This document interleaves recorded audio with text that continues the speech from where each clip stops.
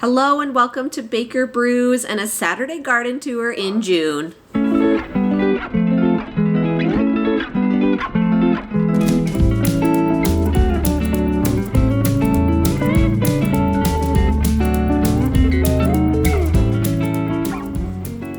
I want to send a shout out over to Grow Joyfully, who does and encourages these awesome Saturday garden tours over on her channel. She has so many beautiful little green spaces that she shares. I'm so inspired by her. For those of you that don't know me, I want to take a minute and introduce myself. My name is Donna and I'm a homeschooling stay-at-home mom, and here on this channel we talk about homesteading in the city and we share a ton of our family adventures. We have our urban backyard chickens, a backyard garden, and we are working on turning it into our food forest. I got that over from Aunt Diana's homestead. I love that concept so much, just creating your own food forest. That is truly what we want to foster and create, even in our city backyard space. You don't need to live or own an acreage or a farm to enjoy the splendor and richness of growing some of your own food. But onto the tour. As I water the raised garden beds here, I have a watering system, but for me, it's so therapeutic to go around with the garden hose and the sprayer and give everything that needs it a dose of water.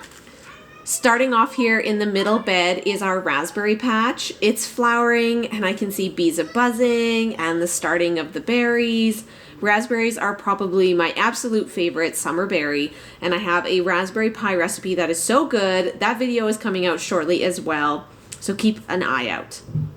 I bought these bamboo stakes originally to tie up the raspberries, but then I found a hedge cage and that has been working so good, and so I left the stakes in because I heard that dragonflies like to land on them and basically use it to help as their hunting ground space. So I have kept them to encourage the dragonflies to come more into my yard because dragonflies eat mosquitoes and I'm all for that.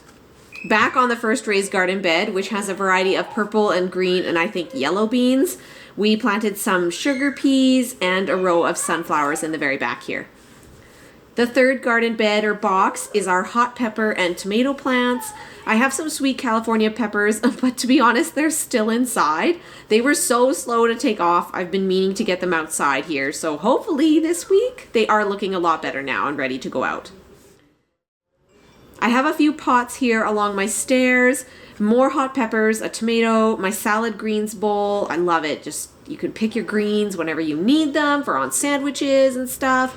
I also have an herb pot with cilantro, parsley, and dill, and I love having herbs really close to the kitchen. This is right outside my sun deck, and then my kitchen is right there. So when I'm cooking, it is just so easy to go out there, grab some dill, sprinkle it in, and it just feels so fresh and so summer. Our fourth garden box has a zucchini plant, asparagus, a cherry tomato, some more herbs, and I also planted some late beans. On the outside are some chives or green onions. These come back every year. I adore this plant. The kids love to snack on it and run outside and grab chives for all kinds of foods. This is my first time getting asparagus to do anything. In case you're wondering here, it's turned into a fluffy, bushy topped thing. I don't know if we can eat this or what, but I'm gonna have to research it more.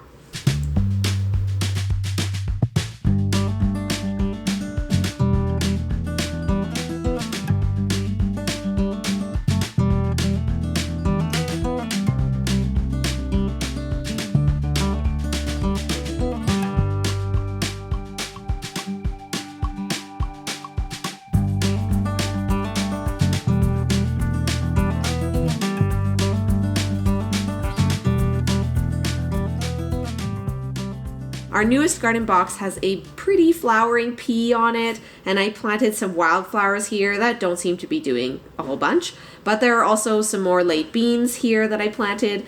I'm sure this drives the chickens absolutely crazy, seeing this pretty green plant doing so well and they can't peck at it, but I'm happy it's doing well.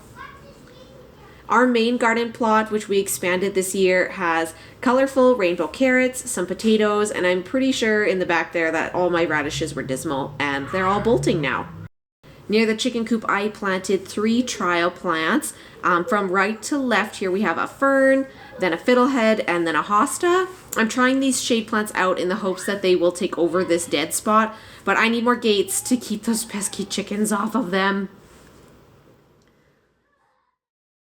This might be totally random, but I planted clover seed around our yard where the grass is just like dying and the chickens have been scratching. And I want you to see how well it's doing. It's so green and luscious and is giving so much ground cover. I would highly recommend if you're looking for a grass alternative. This stuff is just brimming with fairy magic. In the back corner here, we have our solo surviving pumpkin, a tomato, and a strawberry patch. My new strawberry pot here had 3 or 4 strawberry plants take off. They are so slow and late. So I also planted a few more beans here as well. Can you see a trend? I have beans literally everywhere. A few new things in the yard. I got this amazing chicken weather vane we put on the coop. I love it. It's so shiny. And we raised the rain barrel tank, and we restained the hip roof barn shed this year. The chickens have also been getting more practice in their leashes. My kids love to do this every day and spend time with their pets, and it's so cute. And we also have a clear path to the bikes now.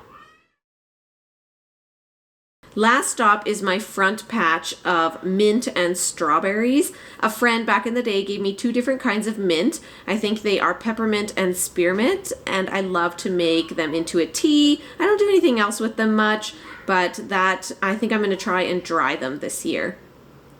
The kids have been foraging this spot daily, and as soon as a strawberry has even a speck of red on it, they are eating it already. We have also been caterpillar hunting here. There are some green caterpillars, I don't know what kind they are, but they are eating the leaves pretty hard, so my kids do the pest control thing for me every day.